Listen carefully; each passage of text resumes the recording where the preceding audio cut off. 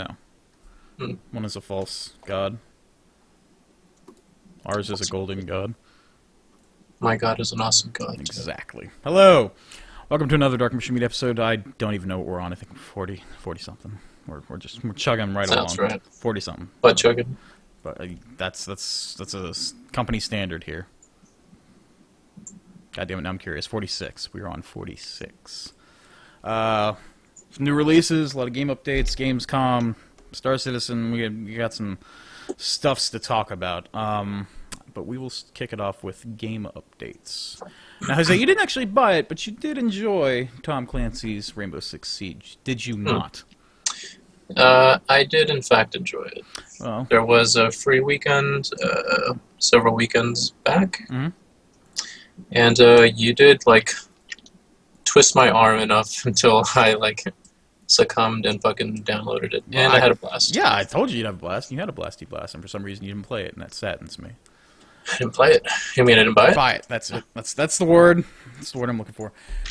But following the free weekend, Operation Skull Rain came out, which introduced 2 new Brazilian operators, a favelas map, and a couple new attachments, some new things, new gun skins, all sorts of new stuff. They did some quality of life improvements. Game, I loved it before, and I'm loving it even more What the hell now. is a quality of life? They fucked around with the UI. They fucked around a little bit with the matchmaking and shit like that. Okay. Just little things like that to improve the overall gameplay. Things of that nature. But they added a bunch of little things like that in addition to the new operators and map and everything. And brought in a new anti-cheat system, which apparently is working pretty well, because that was a thing, especially at launch. But now you can actually see players' loadouts and stuff when you look around, kind of build your loadout around that. It's just, all in all, it's a great update, and I'm very happy with it. And it's not even the last one. I think the Japanese are supposed to be the 4th content pack due out in a few months or whenever that's going to come. And there's some stuff floating around the rumor mill that they're going to do a Season 2. Because the game has a pretty strong player base. At any given time, there's at least 10,000 people on that. And not many Ubisoft games can claim that shit. So hopefully they will support it. And it wouldn't surprise me if they support it. I hope they do support When it. did seasons become a thing in games? I only mention that because I know that Overwatch is about to start its 2nd season. I guess that just means ladder resetting. It depends. On Hearthstone, it's ladder resetting. On other games, it's just, on Rainbow Six Siege, it's just big patches, basically. And few-month intervals. Things like that. So it means a lot of different things. For some reason, your webcam's frozen, but we're just going to roll with it, Jose. We're just roll along through it, exactly. But yeah, I really hope they do a 2nd season, and I'm sure next time they do a big content patch, they'll have another free weekend and sale leading up to it, and then I'll bother you again. Then it'll be beautiful, beautiful. Moving on to Dirty Bomb. We haven't talked about it in a while because they haven't really done much in a while. They threw out an execution map a little while back, but it's an execution map. Who gives a fuck? But they are doing a crafting week starting tomorrow, in which you basically, every time you log in, you get little crates and get little things. There are discounts on crafting cards. Apparently, you get more recycling cards.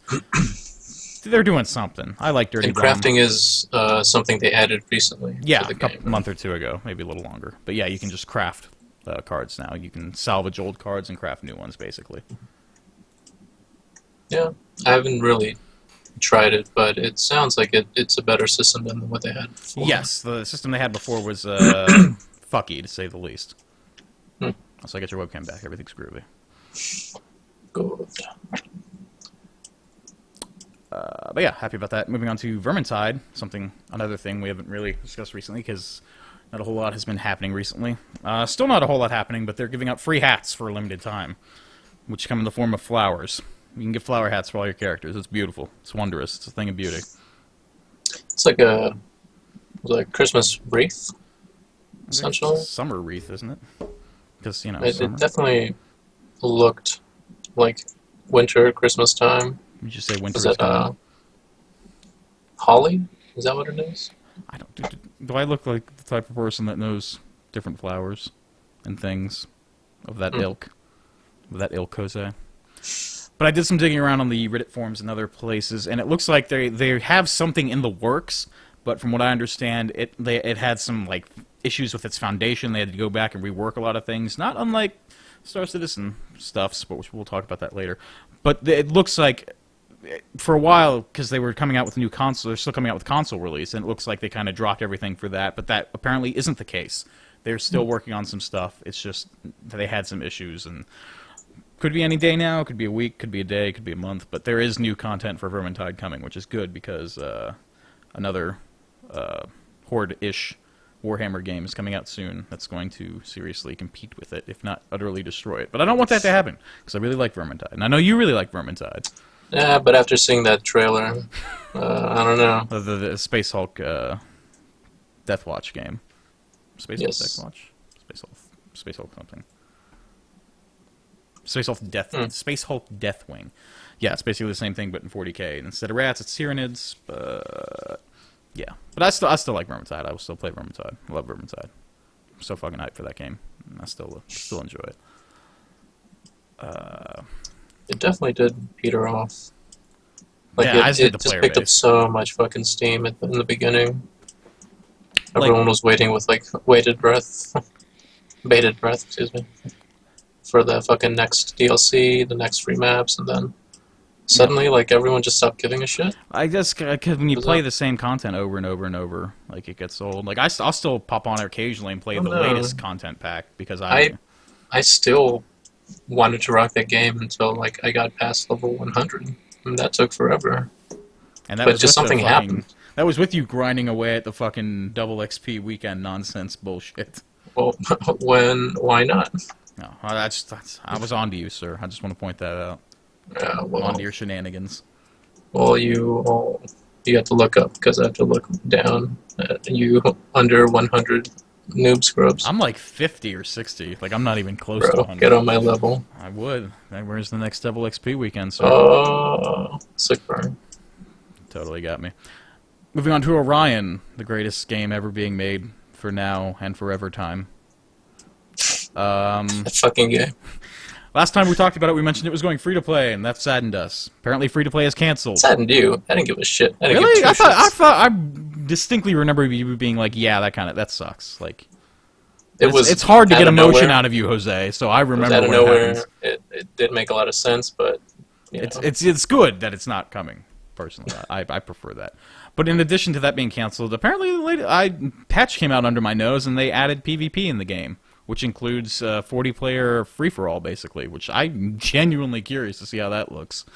Because, fuck, that's got to be fucky. But they added some new dino, some new guns, new skins, yada yada. Game's chugging right along. I'm happy with that. And apparently Prelude, the game that came out before Orion, which originally looked like a Halo 1 map dinosaur shooter, is now free-to-play. And despite the fact that it came out over 4 years ago at this point, looks like there's still more content coming for it. So that is a thing. Hopefully it's not stolen asset content. Lol. But that is a thing. But I'm more interested in Orion. I don't give a shit about Prelude. Fuck Prelude. Whatever happened to all the bullshit surrounding the developers? Oh, the stolen assets and all that shit? Yeah. It just faded away. No one really gives a shit. People just like to jump on the hate train for certain things. Although, don't get me wrong, it was a fucked up situation, but it wasn't the guy was just stealing assets. It was some rogue Russian developer or some shit. I can't remember the exact details, but I'm rogue Russian developer is what I'm Seems pretty convenient to just blame some fucking Russians? contractor. Blame the Russian who contractors. happens to. Who knows? Is all I'm saying. Are you claiming conspiracy, sir? I'm claiming bankruptcy. I remember that show was good. Anyway, so very bad. What else we got? What the hell? So PvP already existed in Orion? Because they just added boss fights to it. So when did that come out? No, it's the same patch notes. At the same time it was added. It was to 1.6, I think, was the actual patch number. Mm-hmm. Yeah, they just added all that shit together. Mm. There's a lot more stuff in that patch. It's a substantial patch for $1 game that's pumping out content at a ridiculous rate compared to other developers for such a small team. And then, they added a few more social hubs in addition to it. So instead of just space and the rainforest, now there's more. So and that game's chugging right along. I mean, there's spaceship battles coming in that game eventually. So and mechs aren't too far off apparently. I think September is mechs. So it's going crazier and crazier. I love this game. All right. Greatest game ever made. All right, now to move on. I'm going to talk about a really shitty game right now, just to bring it all down. Eisenhorn Xenos came out. Game based on the first book of one of the best 40K trilogies I've ever written. One of the best trilogies I've ever read. And it is a piece of shit because it was designed to be a mobile game that they ported over to PC as it came out on mobile. Or before it came out on mobile. It's a mobile game on Steam, and it is just bad. Very bad. The one redeeming factor of it is Mark Strong voices Eisenhorn, the main character, and he was actually the guy who voiced Titus, the main character in Space Marine that came out about 5 years ago now. He's a really good voice actor and just actor in general, so his voice fucking narrating. So you're gonna enjoy the cutscenes. Yeah, well, no, as you play through it, he narrates the scenes and stuff, and they pull dialogue straight out of the books, and that was kind of cool to me. Oh, and it's also kind of cool, just to one of your favorite books, to see the characters realized in some shape or form. Even if it is blotchy, weird-looking textures, it's still kind of cool. But I played through that, and it was just as bad as I assumed it would be. And I don't see them finishing the trilogy with that series, but maybe. But yeah, that game is. But now to talk about a good recent release, just came out the other day, Deus Ex: Mankind Divided, which I was really worried about because the minimum graphic requirements for graphics cards was a GTX 660, and I have a 650 Ti boost, which is literally the next ring down as far as graphic cards go with the NVIDIA series. But I'm able to run it. So you could play it on Ultra 60 frames? Fucking 1080s are having problems running that shit on Ultra. It is graphically intensive. There's a lot of debate going back and forth between whether it's horribly optimized or not. There's good points on both sides. But I'm running. It's the only game aside from Star Citizen I have to run on medium settings. But I switched everything to medium, and I'm for the most part getting a steady 60 frames everywhere I go. So I'm very happy with that, considering I am under the graphics card requirement. So very happy with that. But yeah, the game itself is fucking awesome. I'm a couple hours into the main story, but I played the Breach mode, which I was kind of skeptical against. It's basically like you're like in a virtual AI system and you hack things. And it's Deus Ex gameplay, but everyone's like this weird, pixelated character or represented as AIs, and it's just kind of weird. And it has microtransactions, a la Mass Effect 3, where you can buy packs and it gives you items and shit, and some are permanent, some are not. So, that kind of is off-putting. But the game itself, the Breach mode itself, is actually really fun. I'm just digging it. Really surprised by that because I thought it would be absolute shit. And the main game itself is fantastic. The atmosphere is there, the voice acting is there, the graphics are there, the ambiance is there. Gameplay, the gunplay is a little bit improved. Cover system's still a little wonky, but it's still fun. It's just a fun game. I'm really looking forward to dumping a couple dozen hours into that before I finish it because I really like Human Revolution. Have you played Human Revolution? I haven't played any. You should play Human Revolution at some point. The older ones are pretty dated at this point. They're still, I think there's actually a mod on Steam for the first one to make it a little bit prettier. But Human Revolution still holds up to this day, and it's pretty damn funsies. And you can troll the shit out of those poor helpless AIs. You would enjoy that quite a bit. Dark mind that you have. But yeah, Deus Ex: Mankind Divided is fantastic. Are you planning on doing a review for that game? No, we don't. We don't do that shit. Fuck that shit. Well, didn't you guys just review shit on our YouTube channel? That was last December. So, we haven't done that in a while. We might do that again at some point. I'm planning on doing Star Citizen videos. That's pretty much it, aside from this. Oh, nice. We're gonna go into that later. Real quick, before we get too far away from it, I just watched a gameplay video of Eisenhorn Xenos. I'm really digging that it's not giant, bulky armor. What's the story about? Basically, it follows the whimsical tale of an Inquisitor, which you should be kind of familiar with playing. What the fuck is the name of that 40K RPG? God damn it! I have the book right over there. Dark Heresy. It's I don't know if you really delved into Space Marine, but it deals a bit in that. Inquisitors are kind of like the Interpol agents of the 40k universe, with like ultimate diplomatic immunity and the fact that they can pretty much execute anyone on sight. So you take that kind of power and then you throw the human element into it, and interesting stories will come out of it. But Eisenhorn is just a really good series. It follows him throughout years of his life, and meet his companions. It's kind of a little bit of a Dirty Dozen feel to it too. And to be fair with Eisenhorn, for a mobile game, it actually looks pretty good. Like, it's not crisp and clear like something you'd expect from like Fallout Shelter. That's really the only thing I play on mobile lately, or like Hearthstone. But for a mobile game, it doesn't look bad. It looks like a early, shitty, like 360 or PlayStation 3 era game. And for mobile, that's kind of impressive, I guess. But yeah.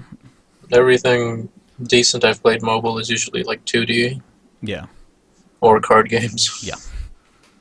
Yeah.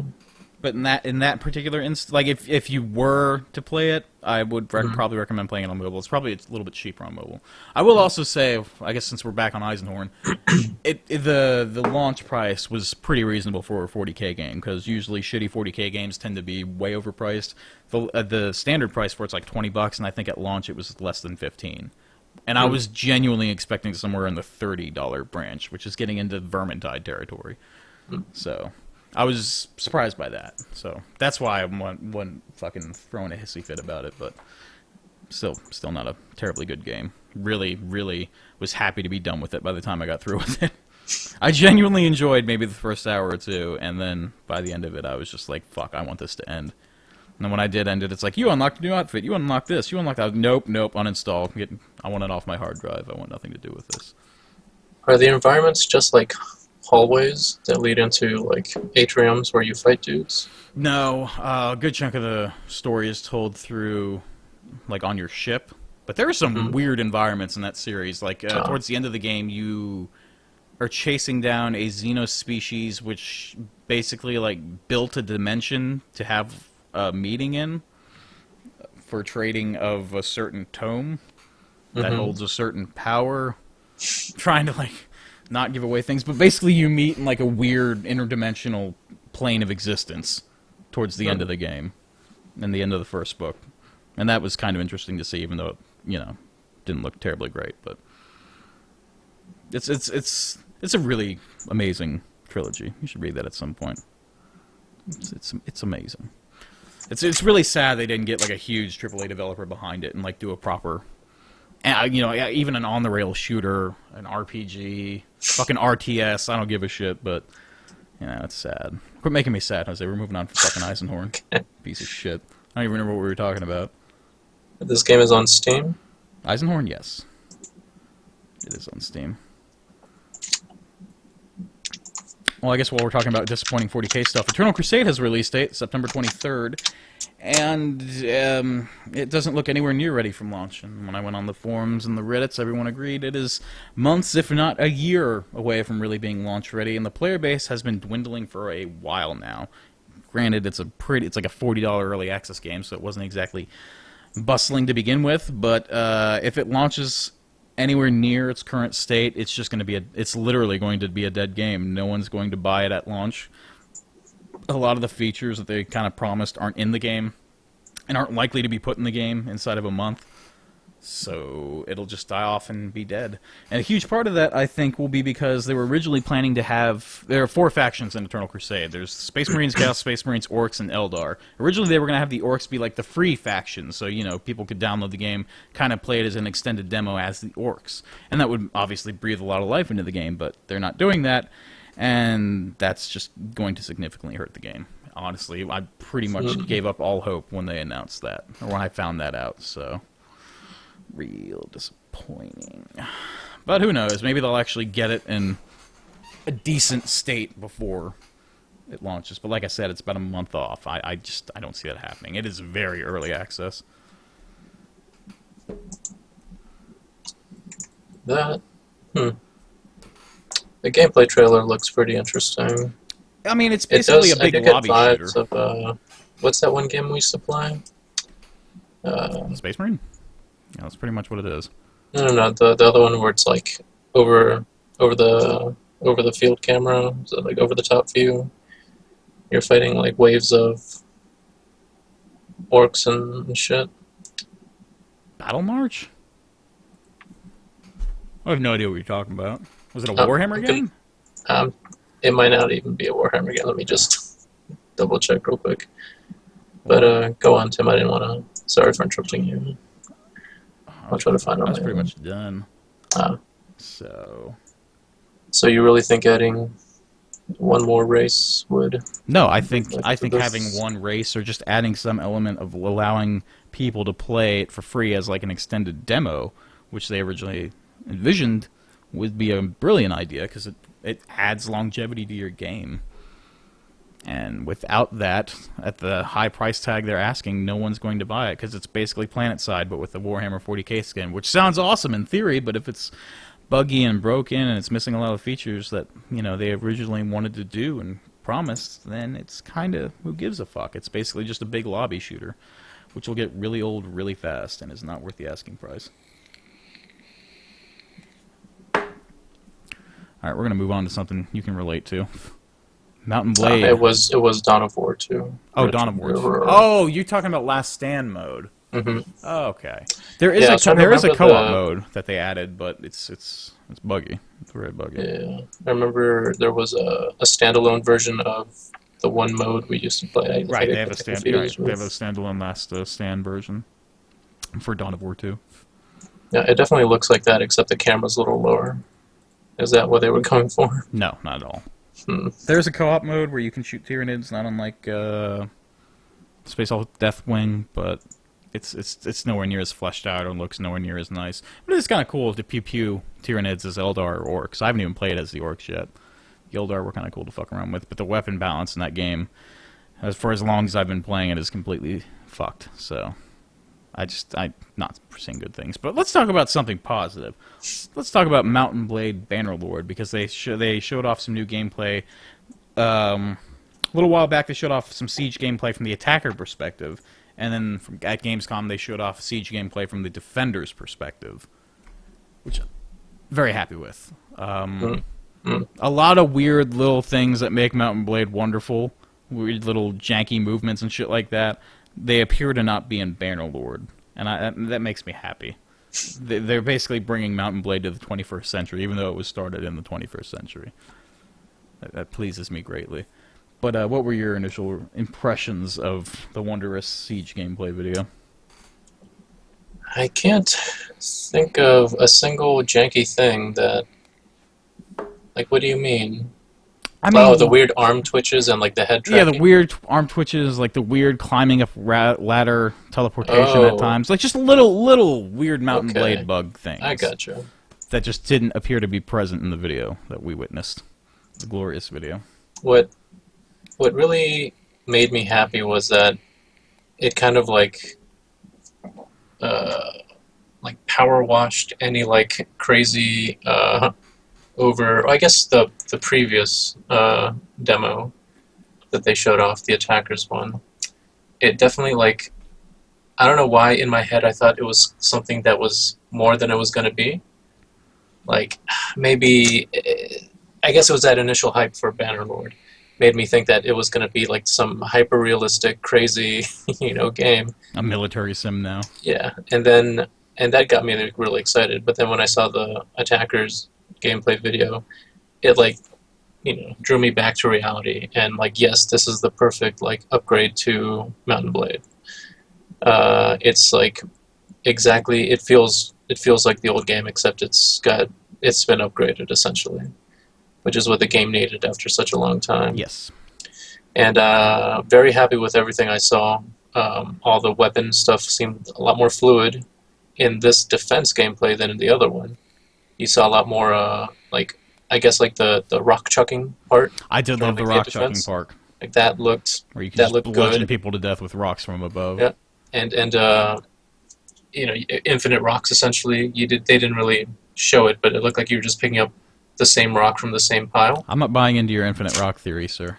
They didn't really show it off very well, but I think that's perfect because that feels so Mountain Blade. Infinite rock chucking.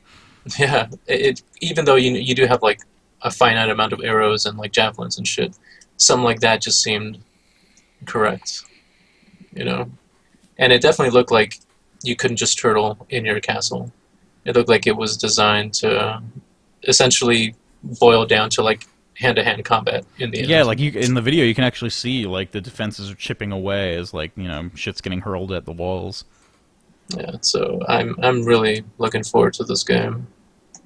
Slated for next year. That Don't game. obviously, but yeah, I'm also very much looking forward to just losing my life in that game. Good death ragdoll too. Mountain Blade is obviously known for.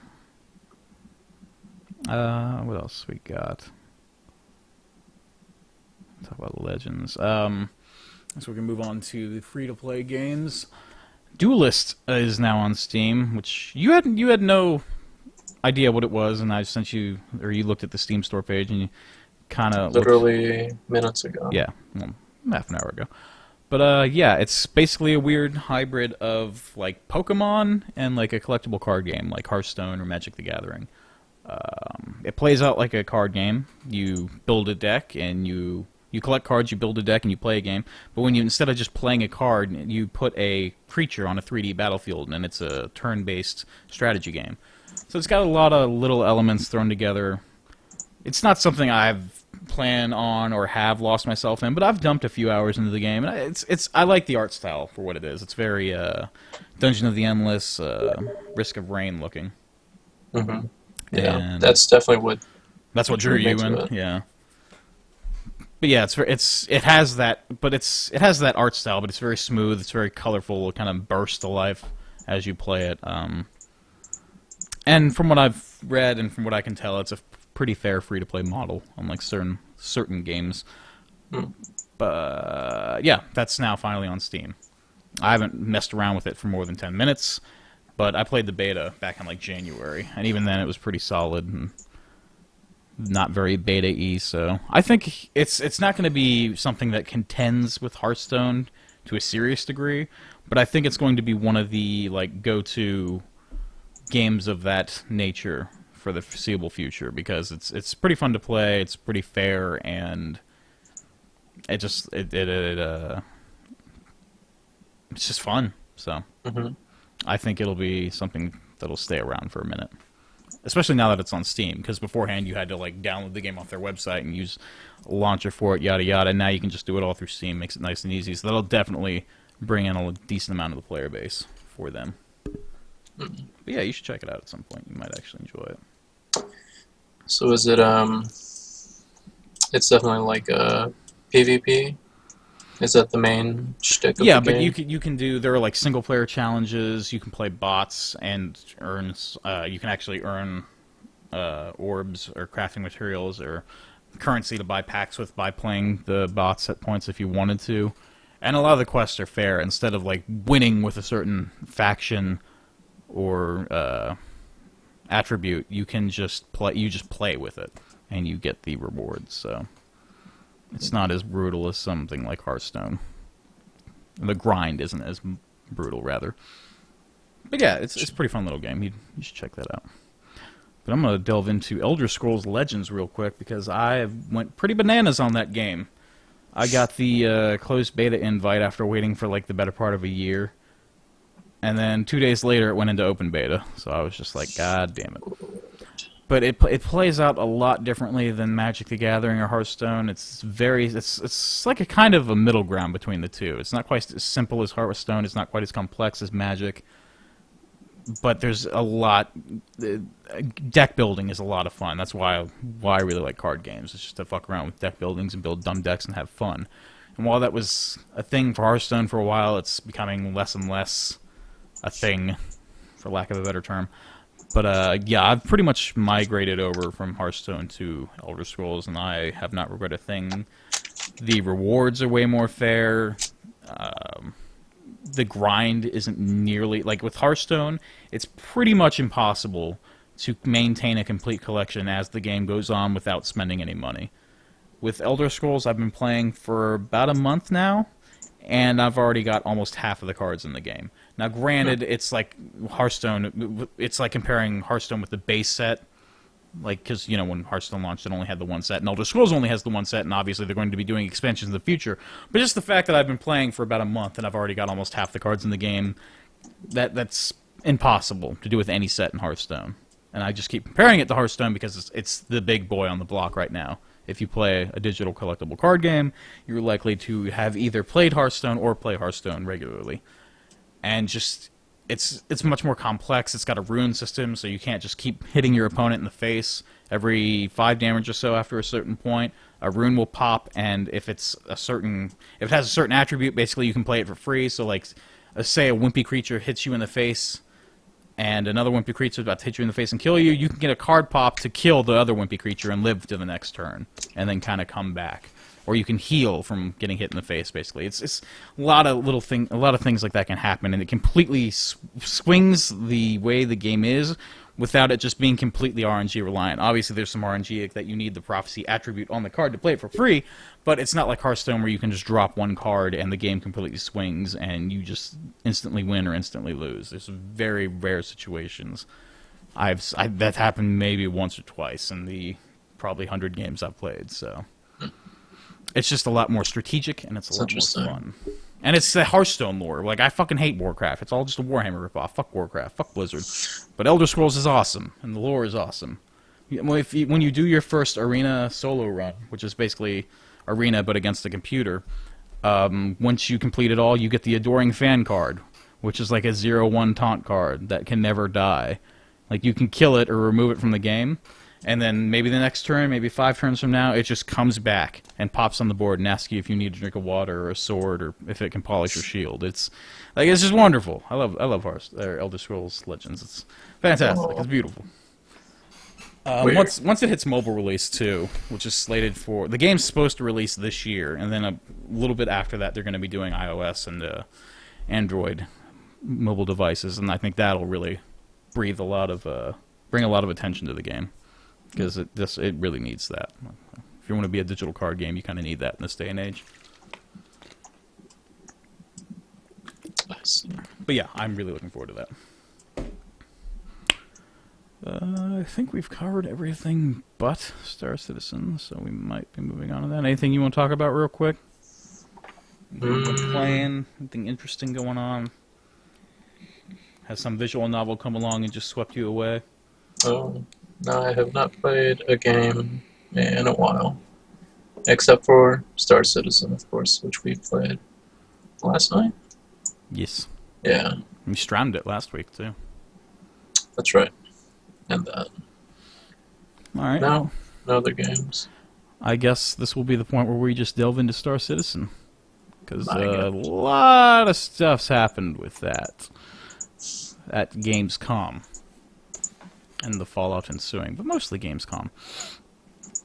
So right now we're on patch 2.4.1, and 2.5 is just around the corner. I think on the PTU it is at patch number L as of this evening. So they're working their way down the alphabet. It usually means it's getting pretty close to launch. 2.5 bringing along a couple new ships into the game. The Argo, which is like a parasite ship for the big fuck you carriers, and the Reliant, which is the like transforming into the X-wing cargo hauler. Well, actually, there's a few different variants of it, but the base one is coming into the game. And you actually said you had some interest in getting a Reliant, either purchasing it or when the game actually launches, maybe earning one in game. Reliant's the one that shifts into like the Transformer.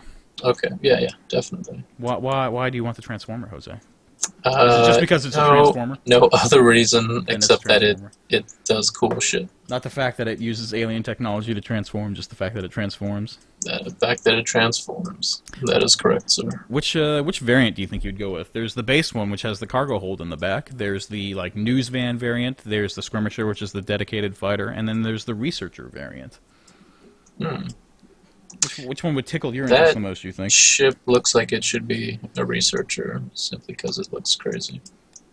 A lot of the stuff I've read on Reddit is people really want to try it out as a dedicated fighter, but I don't know. I don't see it.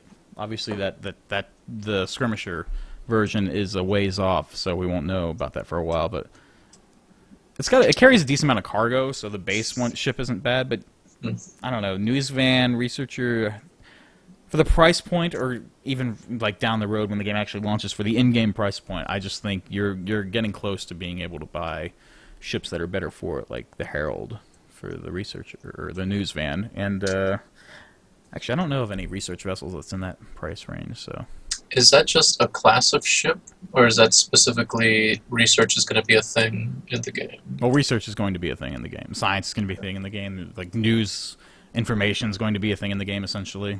A lot of things are going to be a thing in Star Citizen. And with the Gamescom presentation, we're starting to see some of those things actually pop into the game. You know, new missions, new ships, 3.0 is going to bring about like cargo and bounty hunting and all sorts of little things. And even just 2.6, which is likely to come out in October around CitizenCon, is bringing Star Marines, Marina Commander improvements, a couple new ships, the Herald, which I mentioned earlier. I think they announced a new Vanguard variant, which is going to be like a drop ship, which I hope looks something like the Pelican from Halo, because that's the way I envision it. That would please me greatly. What was that ship? They had like the X-wing sort of like cross laser shooters in Wing Commander from last night. Do you remember the one I'm talking about? It kind of looked like a Pelican, but it had like guns strapped to every possible appendage to it. No. From Wing Commander? Yeah. No. It's been a while since I thought of Wing Commander. No. It was the game we played last night. Oh, in Arena Star Commander. Citizen. Describe the ship again? It looked like a Pelican, and it had guns on every... You mean the Avenger, the Space Penguin? Or the I don't remember. It had had 4 wings. It had 4 wings. 4 wings. That's not. Well, it definitely had 4 mounts on it. I don't think there's a ship that has 4 wings in the game. I think you're thinking of the Hornet, the one that had the turret, the big gun on top of it. Yeah, I think that's it. Yeah, Jesus Christ, Jose, you're thinking of the Hornets. Yeah, that's it. Yes. I like that ship. You like that ship? I like that ship. Yeah. I have a Hornet Ghost. I like the stealth variant of it. I like the sneakiness aspect. They're pretty good ships. They're not as nimble as some of the other ships, dogfighters, but they're pretty tanky, and that's pretty handy, especially in things like that we have now, like Vandal Swarm and Battle Royale. But yeah, you can strap a lot of guns to a Hornet. Yeah. After watching that gameplay, or like the demo, it definitely got me interested enough to like want to learn more about Star Citizen. Yeah, I got like you I have a playing very it again. passing fancy, but like now, like after seeing that and what could possibly come after that, I think I'm all in on this game, and I don't regret buying those ships now. But you did before. I did before, and not only it was like an annoyance because I was like, I could have bought, I don't know, another shit game. I could have bought a console for the amount of money I put into Star Citizen. I regret nothing, sir. But now I see with my special eyes. Gamescom stuff. The stuff coming most close to now. Why can't I talk anymore? I've just lost my This ability to fucking commercial for the Hornet. Oh, that's an old one. Mother Christ. Yeah, it goes out to get some Business. space ice cream. 2.5. Coming out any day now, as I was talking about earlier. Brings about a couple new ships, Reliant. I already covered all this. But I'm looking forward to that. I'm looking forward to having new ships to see. I play mostly Vandal Swarm to farm wreck.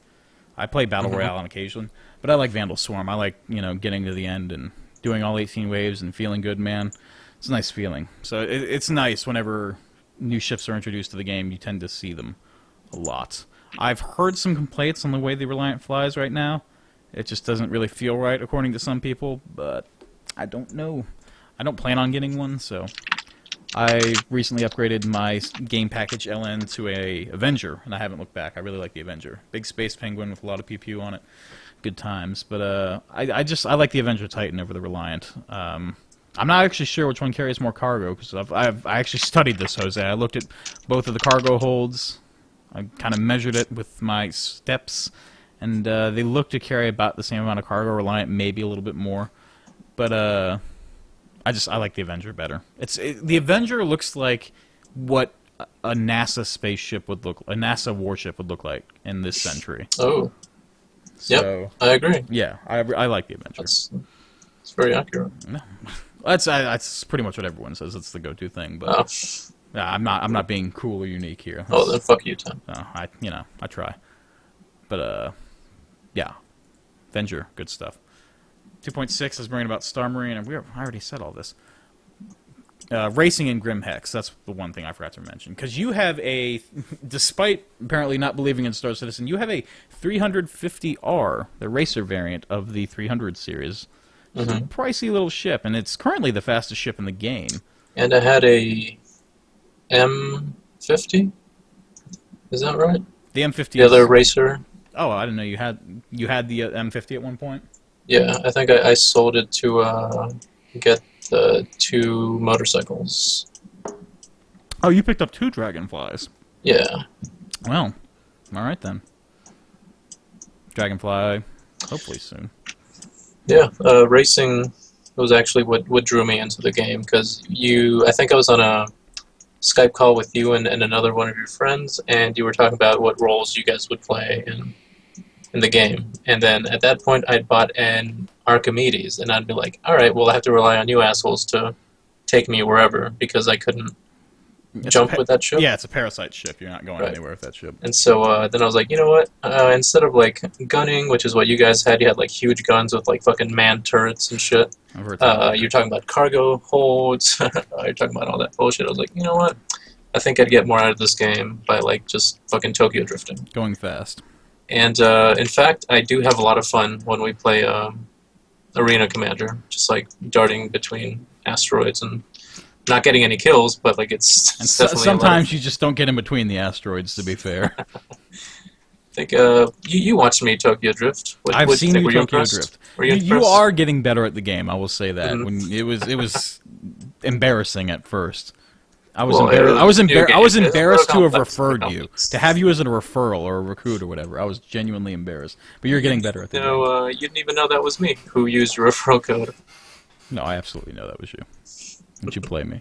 But the whole reason I'm bringing up the whole racing thing is 2.6 is bringing in a new racetrack on Grim Hex, which is the piratey space station coming in 2.5. Yeah, I didn't even know there was a racing arena. We've absolutely raced in that arena before. I have never raced in that arena. That might have been Colin. Last week when you told me that there was a racing arena, I was like literally one of the shocked first that things. We never fucking... Well, I never really pop into a game except when we like shoot bros.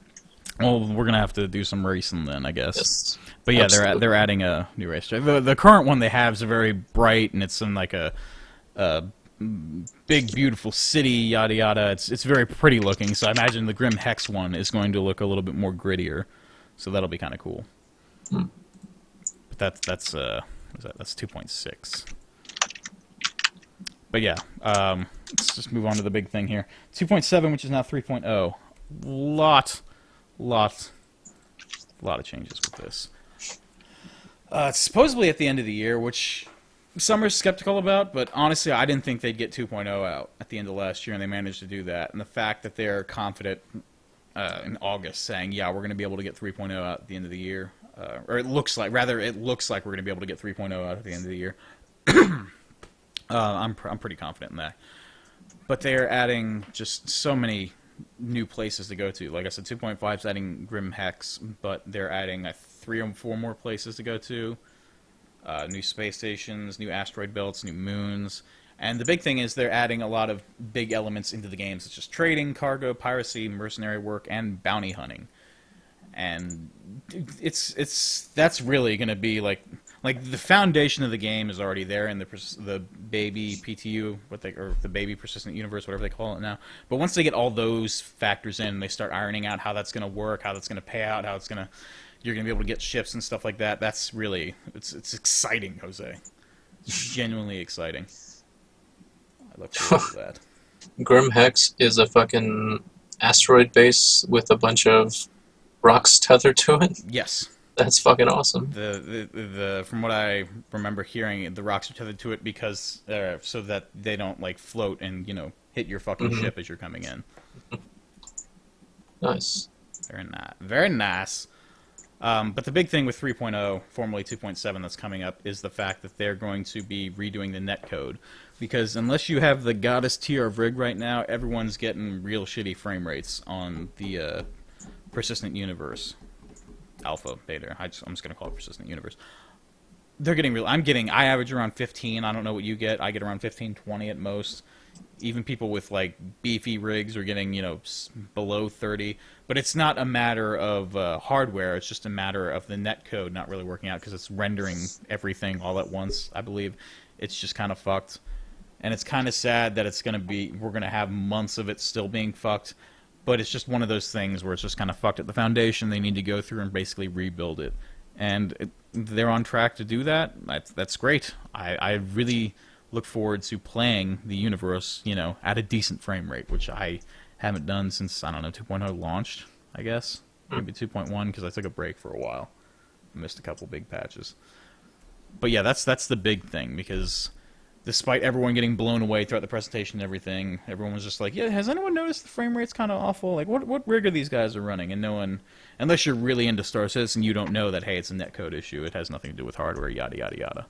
So that's just something they desperately need to fix in order to bring more people in. Although they just hit $120 million, so I guess they're doing all right. They're doing something right.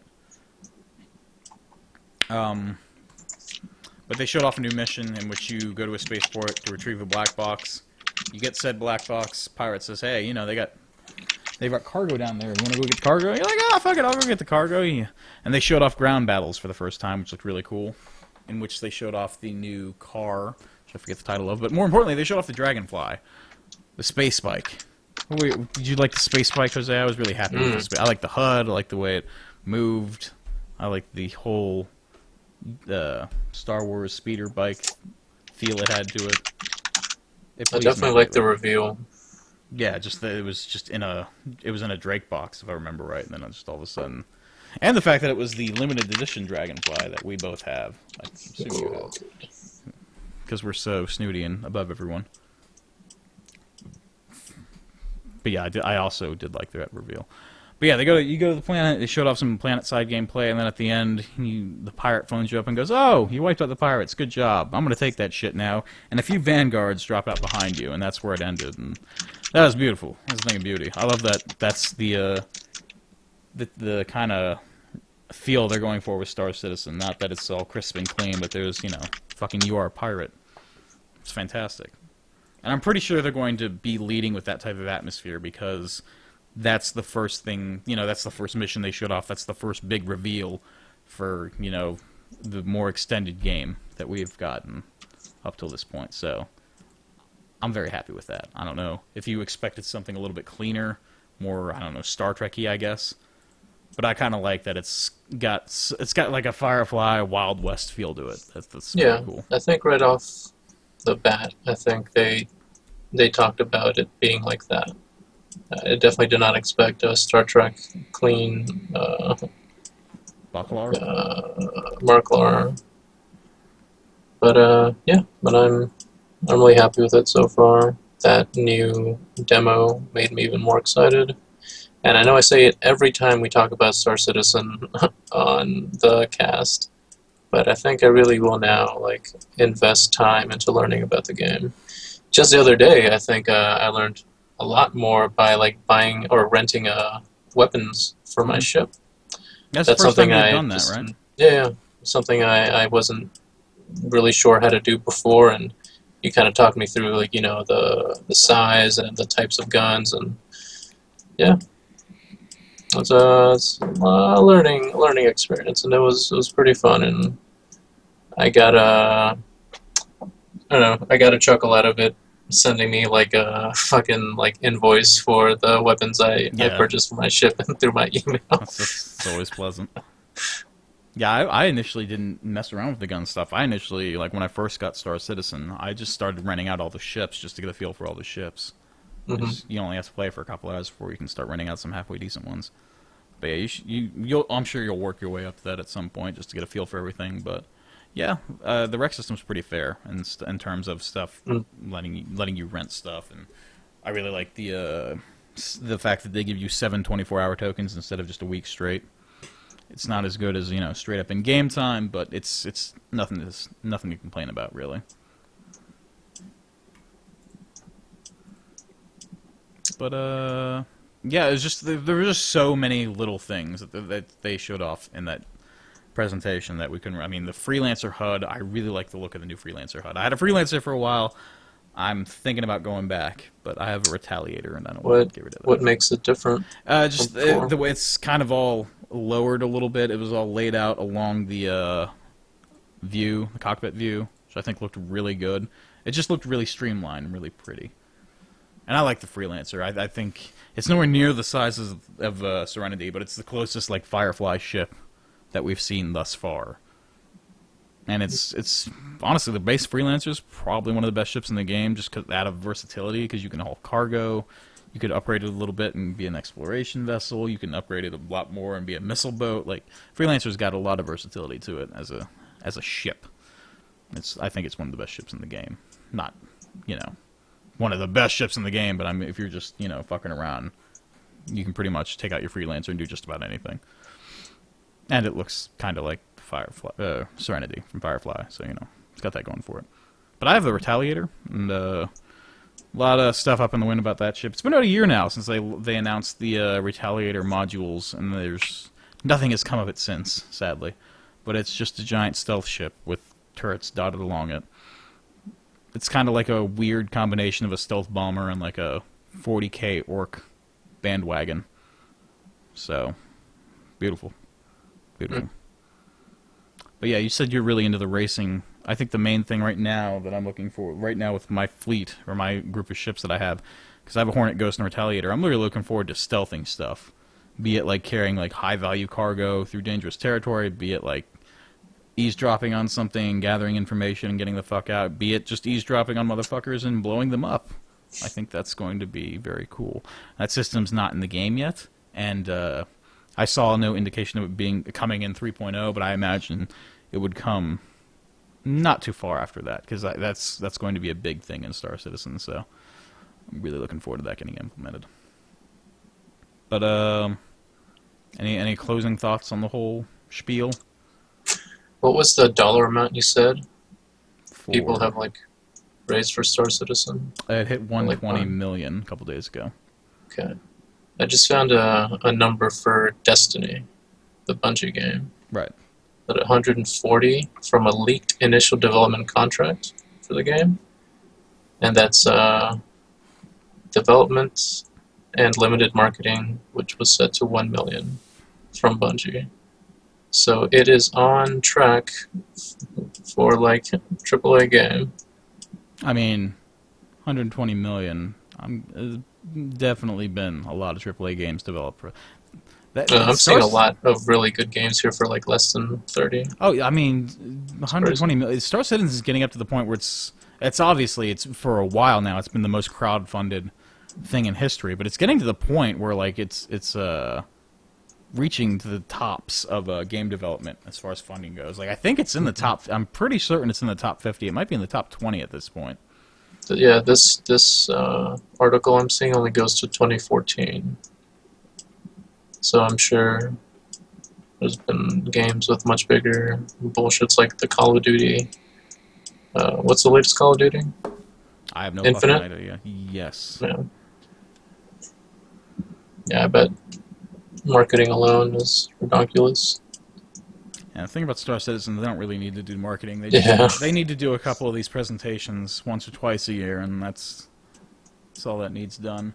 And I think coming off the heels of No Man's Sky really helped it too, because the whole No Man's Sky debacle went from funny to just sad real quick, and a lot of just beaten and broken people I've seen on the Star Citizen subreddit are coming over from that and asking questions and all that good jive.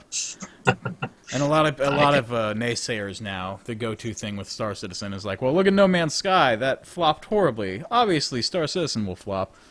The thing is, you didn't really know much about No Man's Sky leading up until like a few days before its release. Whereas Star Citizen, as you pointed out to me, or you said very well about a week or so ago, they email you once a week letting you know every goddamn thing that they do, which is wonderful. Like, Yeah, but they let you know every little thing. They do bug smashers, they do around the verse. They do like 3 different weekly shows. It's literally impossible. Like if Star Citizen would turn out to be a bad game, which I honestly at this point can't see happening, but for some reason say it all goes to shit, I think anyone that even remotely is familiar with it or has a backer and plays it even remotely is going to be well aware of it months if not a year ahead of time. So it's just actually impossible for that type of scenario to happen. Obviously, there's a lot of things that could go bad with Star Citizen and its development and where it could end up. But I don't see it happening, and B, it's actually impossible for people to not see it coming at this point. So, but yeah, the whole No Man's Sky thing, I thought that was hilarious at first, and then it just got sad. It just got sad quick, very very sad. Sad pandas. But honestly, I really think that did help with the funding and people coming over. Because I've been, ever since Gamescom and leading up to it, I've been following the Star Citizen subreddit pretty closely. I'm pop on it like twice a day, and there are a lot of refugees coming over from that. And there are a lot of new players going, hey, what the fuck is a game package? And, what's LTI? What's happening right now? And it's kind of funny for veterans just to be like, oh, Jesus, this again. There's a sidebar thing, It's amusing, but yeah, the game has gotten a lot of new blood, and there's the fact that CitizenCon, which is like their other big reveal event, is in October, and 2.6 is likely to coincide with that. That'll bring in a lot of new blood too, and then when 3.0 comes out, I think when 3.0 comes out, that's when your everyday Joe is really, it's because Star Citizen right now is people that are really into that game or into the genre rather, and then people like me bringing their asshole friends over, like Jose, getting them into the game, and they tell 2 friends and they tell 2 friends. But once 3.0 comes out, I think it's really going to become a lot more mainstream, and the player count is just going to, I mean, it's already over 1 million right now, but I think it's just going to get a lot more. It's going to continue to grow and grow is basically what I'm getting at once 3.0 comes out and the system starts building upon it. Is it in China? What? Is it in China yet, or has that game been banned? I don't know. Access to the game's been... What the deal? There was someone asking about Southeast Asian servers on the subreddit, but I can't remember what the thing is.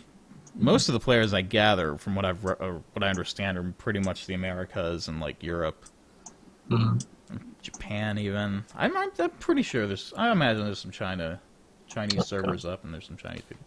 Like I said, there's over 1 million people now. So, wouldn't surprise me.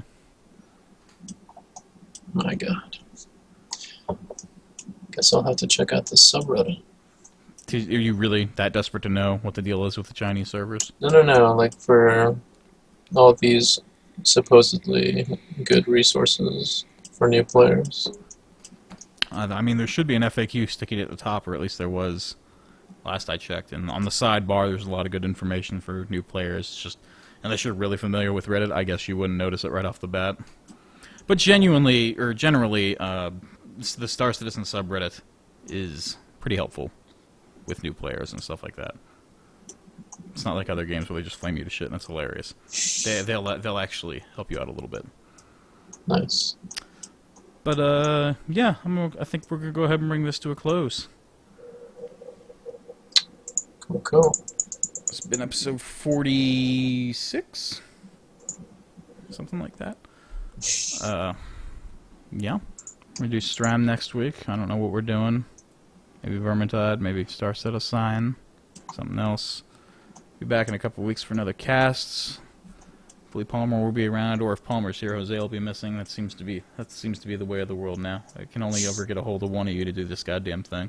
Good. But we hope you enjoyed, and we will see you next time. Bye-bye. When Commander 3 costs 5 million. When Commander 3 costs 5 million. Have a good evening, folks. Budget.